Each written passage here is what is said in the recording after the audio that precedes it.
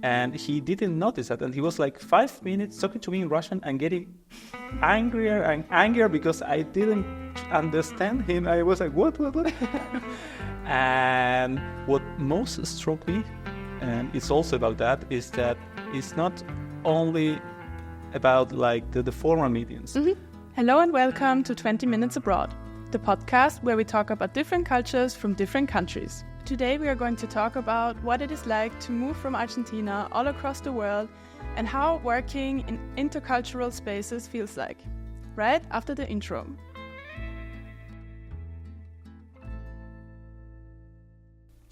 My guest today is Martin. Hello, welcome to the podcast. Thank you. Thank you for being here today. My pleasure. And the first question I have for you today is, what is something unique about your home country? Oh, okay. Unique about my home country. There's a lot of stuff. I think many people would say like football or meat or stuff like that. But I would say, what I find really interesting about my country is that it's a really nice mixture of a lot of cultures and histories. Mm-hmm. And I find that like unique about my country. Mm-hmm. Nice, that sounds really interesting. Yeah. The second question I have for you, you can pick yourself. Okay. As you already saw, we have some special things planned. Okay. So we printed out some tickets, and you can choose one that you like. Let's pick this one. Okay. Can I see it or? Yes. Okay. Oh, And I can choose. Sorry. Okay. Okay. There's a number on it. It's okay. It's number 2. Number 2, thank you. So I have a question for you, number 2, which is, what is your all-time favorite travel destination? You mean worldwide or? Yeah, it can be worldwide. Oh. I mean, lately, since we moved to Austria, we really like going to Vienna. Mm-hmm. We enjoy really much visiting the city. And well, I would also say like doing some trekking around here. Graz is also really nice. So, it's got to say, let's say Vienna. Yeah, Just to pick it. Yeah, it's really hard to pick one. Yes. There's so much to see. Yeah, but nice. So let's get into our first topic area, which is about moving abroad and adapting your life. Mm-hmm. So like I teased a bit in the beginning, you moved from Argentina all across the world, and you now live in Austria, but before that, you also lived in Germany for a bit. So what was it like for you to pack up all your belongings and move so far away from home? Well, it was not that easy. I mean, we had to like empty our apartment before coming here because we came with just a couple of bags. Mm-hmm. So it was really stressful, like getting rid of a lot of stuff. And I know it sounds like a little bit cliche, but on those moments you realize how much stuff you keep accumulating during the time that sometimes stuff that you do not need for every day. But I think when I look back, that's one of the first things that comes to my mind. It's we couldn't believe how many stuff we had on that apartment. Yes, it was like a clean start here in Austria with not that many things. Yeah, I can relate to that because when I moved, I was also like, "Wow, how does that much stuff fit in that apartment? All that stuff come from?" Yeah, I think that's really interesting to see. And you lived in Germany for a year after you moved. And what was it like for you to like get there when you first moved there? What were some things that you might find like a bit strange there? I was in Germany in 28. Mm-hmm. It was during a semester and a little bit more time in the university. I mean, it was a really cultural shock. It was the first time for me, a long time abroad. A lot of things, but I think the thing that most struck me was the order of time and everything work on time, and that the people just were getting to the appointments on time or even 5 minutes early. That was something that I was not used to that in Argentina. That's something you normally do not see in Argentina. Interesting. Yes. So it's quite a big difference, actually. Yes. To say. Okay, so now we established that there's a difference. There's a lot of differences in the culture, probably. So what would you say is the biggest difference that you noticed between Argentina and Germany, or whether like a professional one? The biggest difference that with keeping times for the meetings. Yeah. And what most struck me, and it's also about that, is that it's not only about like the formal meetings. A couple of times at first I arrived late for some informal meetings with friends, and they were also like not that very happy that we arrived like 10 minutes late, and it was okay. Well, it's just an informal meeting. It's not like something that important. Oh, well, really? They were really strict. They want to that everything goes on time and starts on time. That's true. Of course, then we realized it was not that strict everything, but at first it was something like okay, that shocked me a little bit. Yeah, I think it also kind of depends which people you're meeting up with. Like, yes, of course. Somebody doesn't really care, and others do really care. Yeah. But when you meet up with friends in Argentina, how is it then? Like, do you make it like a special time, or it's like it's just come when they like?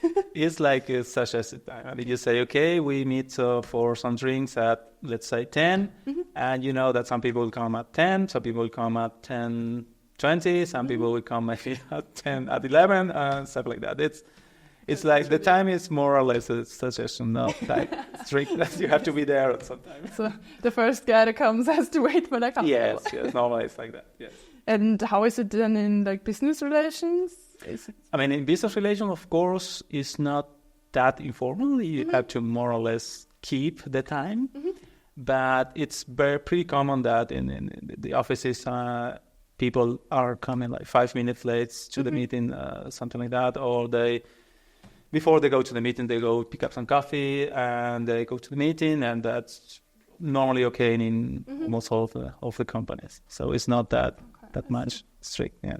Just maybe many people in Argentina now would think, okay, what's he talking about? In my company, they made us be on time all the time, but it's normally more or less like that. Yes. That's fun. But like one thing that just came to my mind is the stereotypical thing about Germany, that people are really on time, but the public transport isn't. The public transport is. No, but I think that's more on the big cities. On the small cities, it wasn't not that big city. And the transport was luckily almost always on time. Yes. That's good then.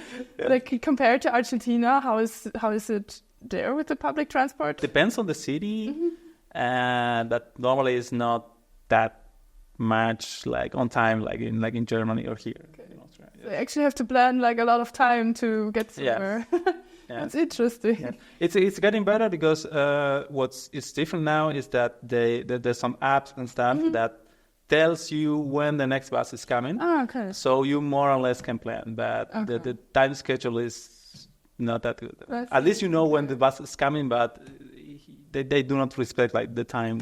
Okay. 100%, yes. It sounds a bit complicated. So when you have to plan for, okay, maybe my bus isn't coming at that time. But you see, there you see some cultural difference because for us it's like normal, but you are going to be uncomfortable with that. It's like, oh no, my bus isn't here. 2 minutes later, oh my god, panic. How do I get there? You get used to it, and it's really. Yeah, it's really interesting that there are such like big differences around the world. Yes. Okay, I mean, it's not that the bus is never coming or the bus is like coming 20 minutes late. Normally, it comes with I don't know, plus minus 5 minutes window or something like that. So it's not that bad. Yeah, that's not too bad. I think like I don't know if it's that strict in Austria, but in Germany, I always think like people would complain somewhere like, the bus wasn't coming. Yes. So it's kind of funny. So, and when you lived in Germany, did you kind of adapt some stereotypical habits from the Germans, or did you just say how you think no, but maybe that's a question for my wife. Okay. No, I mean, after I got back, yes, I think after that I tend to more or less be more aware of the timekeeping and in other stuff also. I think after that I tend to plan a little more everything. I would say those two were the things that I think were the thing that kept with me. But you can ask my wife. Maybe she'll tell you some other. We're going to ask his wife, and then you can listen to the answer in some of our next episodes. Okay, nice. And after you lived a year in Germany, you returned back to Argentina. Yes. And what was something you looked forward to most? So what did you miss from your home country? I mean, a lot of things. First, my family, my girlfriend at the time, my wife now, and also the food. It's not that the German food is different. It's bad, sorry, but it's different. So you miss that. Yeah, I can imagine. Yes, it's probably also really hard to get like authentic food. No, I mean, you can get the actual food from Argentina, like from every country. The thing is that normally that food is not that cheap. It's a little bit more expensive, but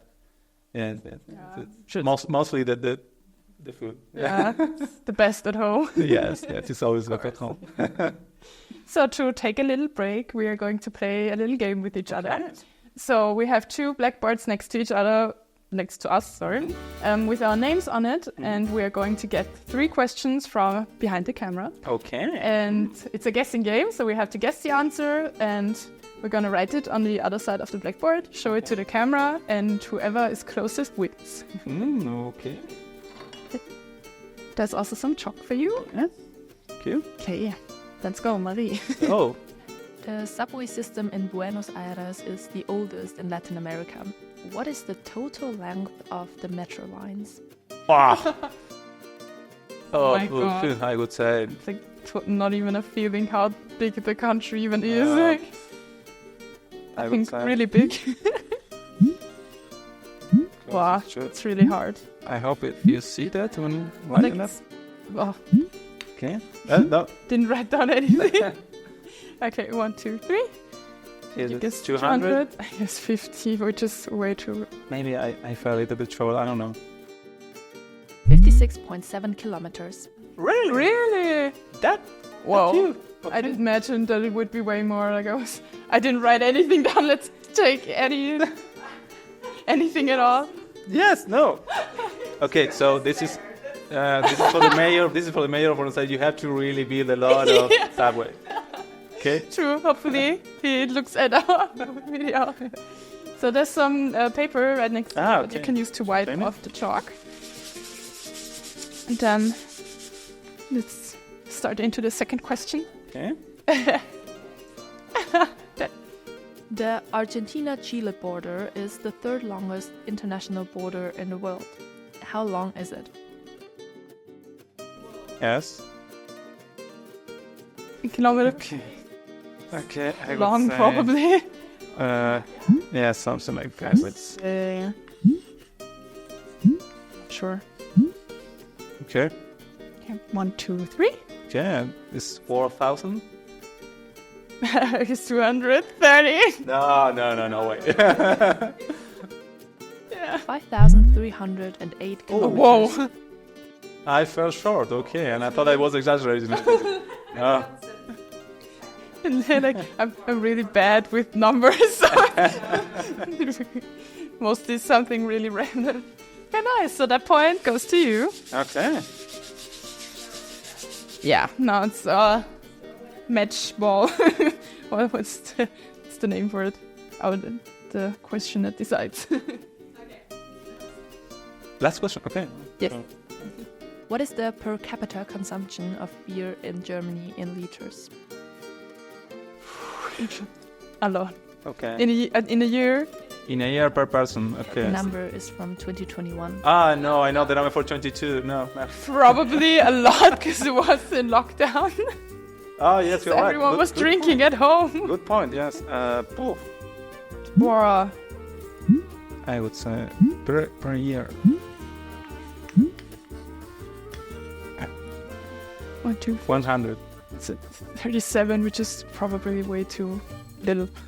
91.8 liters. Oh, we're actually yeah. really close. Yes. Great. Yeah. Okay, great. We actually won our game. And therefore, working. Yeah, nice. Therefore, you also get a little present from us. Okay. Which Marie will give to me. Don't show it, please. Thank you. So, we have some chocolates for you. Okay. I hope you like those. Thank you. Yes, of course. Can I show it to the camera? Or Yeah, will you you can. do it? Okay. Of course, you can. Thank you. Great. Thank you. So, thank you for playing our game. Let's start into our second topic area where we talk a little bit more about what it is like to work in other countries and intercultural spaces. So you've experienced the work life in different countries and even different continents. So what would you say were the biggest changes for you in like regarding the work life when you came to Europe? The language first. Yeah, for sure. No, but like you say, I had some experience before, and I knew that you had to be like aware that you are working with other people from different cultures. So I would say the thing that I was always trying to keep in mind is to be patient. And yes, try to really communicate with other people. Yes, that's something. And yes, don't take things too much personally sometimes. Yes. Yeah, I think it's probably a bit hard because the boundaries are also different depending on which country you're from. Yes. Yeah, I can imagine. So, how would you generally describe working with people from different countries, a lot of people from different countries in one place? For me, it's really, really interesting. I mean, to get to know the culture, the history of other people, other countries, and to see how they contribute or not contribute. It's like how they see problems, I think, differently. And it's really nice. It's really nice. I think you could also maybe learn something from other people. So when they have like a completely different approach to work problems. Yes, it's totally. Yeah, that's really cool. And what would you say were the key challenges of working in an intercultural environment? Like you said, the language. The language. Again, like you have to learn a little bit to be patient. Sometimes you are in a rush and you need the answer really quickly, and not all the people see that in the same way, and there are cultural differences also about that. And yes, you have to always try to keep that in mind, and again, be patient. And yes, don't take things personally, and yes, try to. But once you get to know the other people, you more or less know what to expect from each person, and yes, it's not that much of a challenge, but I really enjoy it and working with people from really all over the world. Yeah. And would you say that there were some lessons you learned for yourself, something that you took away from those challenges and helped you to grow as a person? Yes, totally. Again, to be more patient, to learn different languages, to learn the history and of other countries, and this feeling, again, it's like a cliche, but this feeling that the world is not that big as it seems, and there are really many similarities between cultures all over the world. And yes, I think that helped me pretty much, like to start to think not that much on like localized or concentrated on the country and the culture you live with, but also try to reflect on why you do the things, or that why the people do the things they do, and maybe things can be done differently, and that's not that much of a problem. And now that I say that, I would say that some lesson that I learned is that change sometimes is not that hard. And meeting other people from other cultures helps you gain this perspective that, yes, now you see change not as a really big challenge, but sometimes maybe as an opportunity or something like that. It sounds really like a cliche, but I really feel like that. Does make sense. Yes. So would you say that it also like kind of helped you to develop skills in communicating better in general? Yes, totally. Yes. Okay, that's really good. Do you maybe have a funny story about some misunderstanding? It would be really curious. Not about misunderstanding, but it didn't happen here in Austria or in Germany. It happened back in Argentina. I worked with some Russians, and they had to learn the language there in this Spanish language. And now I understand them because they have to switch from one language to the other. But one day this guy came to the office and he started talking to me in Russian. And I was like, what? And he didn't notice that. And he was like 5 minutes talking to me in Russian and getting angrier and angrier because I didn't understand him. I was like, what? And then he suddenly realized that, and we laughed for 5-10 minutes because he really didn't notice that he was talking in Russian. I was like, what? What are you saying? That was fun. And that's really funny. Sometimes it can be really hard to like switch quickly and you don't even notice it. I mean, now I get him because at home we speak in Spanish, and then you go to the office and you speak in German. And yes, sometimes that switch is not that easy to make. Yeah, for sure. How did you feel? How was learning German for you? There's a saying that goes, life is too short to learn German. And I totally agree with that. Yeah. Though it's a really nice language. I like it very much, but it's really hard. Yeah, I can imagine. It's like, I think a lot of, especially the grammatics part, like a lot of it don't, like not even people in Germany or Austria know, so I can really imagine that it's hard. Okay, I think that's already the end of our interview. Okay. And before we wrap up the recording, we have a sticker for you. Okay. So, as you can see, we kind of collect the stickers from our guests, and for you we have a sticker with the Argentinian flag. Thank you. So you can put it either on the suitcase behind you, or you can also put it on this suitcase where there's a little bit more. Brothers Brazil. Yeah. Because we have a really long history of hate love with Brazil. Oh. Yes, I put it next to. Maybe you can do your part for more love. Yes. Like this. Okay. Nice, thank you. So thank you for being here today. It was really nice to talk to you and learn a little bit more about Argentina.